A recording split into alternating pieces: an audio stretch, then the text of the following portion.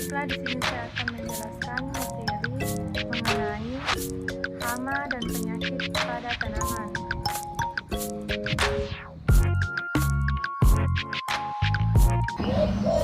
Assalamualaikum warahmatullahi wabarakatuh.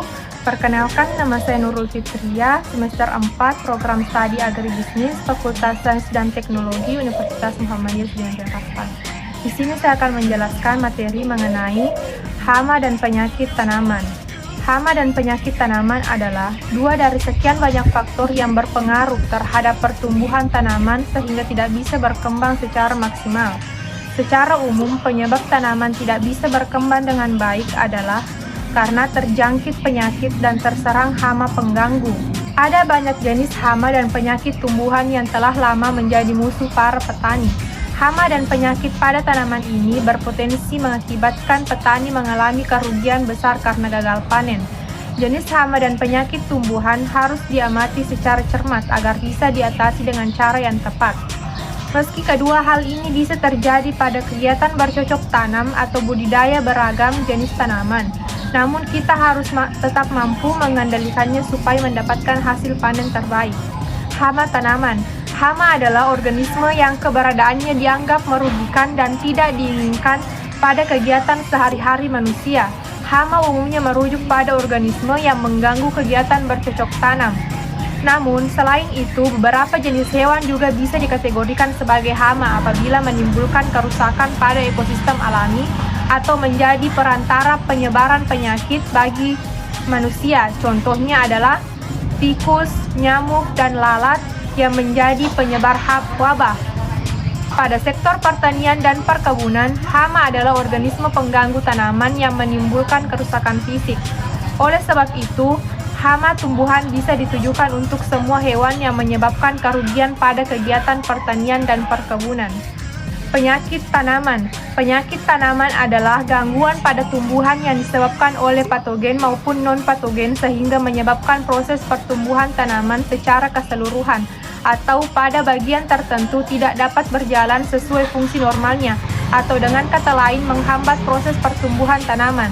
Sebaran penyakit pada tanaman dapat terjadi melalui jamur, bakteri, rickettsia, mycoplasma, spiroplasma, dan hama yang membawa virus. Jenis hama tanaman dan cara mengatasinya. Ada banyak jenis hama dan penyakit tanaman yang bisa menyebabkan gangguan pada tumbuhan. Hama adalah hewan atau organisme yang menyerang atau mengganggu tanaman sehingga pertumbuhan dan perkembangannya tidak dapat berjalan secara optimal. Berikut ini adalah beberapa jenis hama yang sering menyerang tanaman perkebunan dan pertanian sehingga menjadi musuh petani, yaitu 1. Tikus. Kehadiran hama pasti sangat merugikan petani. Salah satu hama yang paling sering menyerang lahan pertanian adalah tikus. Tikus merupakan hewan dengan mobilitas luas, memiliki daya adaptasi tinggi, serta perkembangbiakan cepat.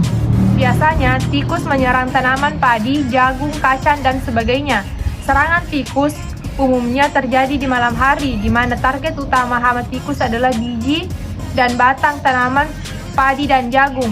Hama tikus menyerang dengan giginya yang tajam untuk melahap setiap biji tanaman. Tikus biasanya membuat lubang atau sarang di area sawah dan semak-semak sebagai tempat perlindungan atau bersembunyi. Ada beberapa cara yang bisa kita lakukan untuk mengatasi hama tikus, antara lain 1. Menutup lubang-lubang di sekitar sawah. Kemudian tangkap tikus saat mereka berusaha kabur. 2. Manfaatkan populasi ular tidak berbisa untuk mengusir atau memangsa tikus. 3. Menggunakan alat pembasmi tikus atau umpan beracun sesuai dosis yang dianjurkan. Namun, kita patut berhati-hati dalam menerapkan cara ini karena berisiko keracunan terhadap diri sendiri. 2. Ulat. Ulat adalah jenis hama yang tak kalah merepotkannya bagi para petani. Umumnya, ulat memakan daun dan batang yang berfungsi penting dalam perkembangan tumbuhan. Untuk mengatasi serangan hama ulat, kita bisa melakukan beberapa cara sebagai berikut. Pertama, memeriksa bagian bawah daun. Jika kita menemukan telur kupu-kupu berwarna putih, maka segera bersihkan. 2. Menggenangi tempat persemaian dengan air secukupnya agar ulat-ulat tersebut naik ke atas sehingga lebih mudah dibasmi. 3. Menggunakan pestisida sesuai cara penggunaan dan dosis yang dianjurkan. 3. Walang sangit. Walang sangit adalah salah satu jenis serangga yang sangat mengganggu dan meresahkan para petani. Bagaimana tidak, walang sangit dapat merusak tanaman dengan hanya sekali terbang. Bahkan walang sangit juga bisa merusak meski sekadar melompat dari satu tanaman ke tanaman lain dengan mengeluarkan bau tak sedap. Jika tanaman terserang hama walang sangit, kita bisa melakukan langkah-langkah berikut untuk membasminya.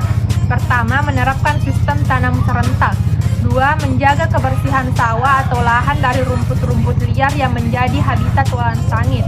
3. Menangkap walang sangit menggunakan alat-alat tertentu sesuai kebutuhan.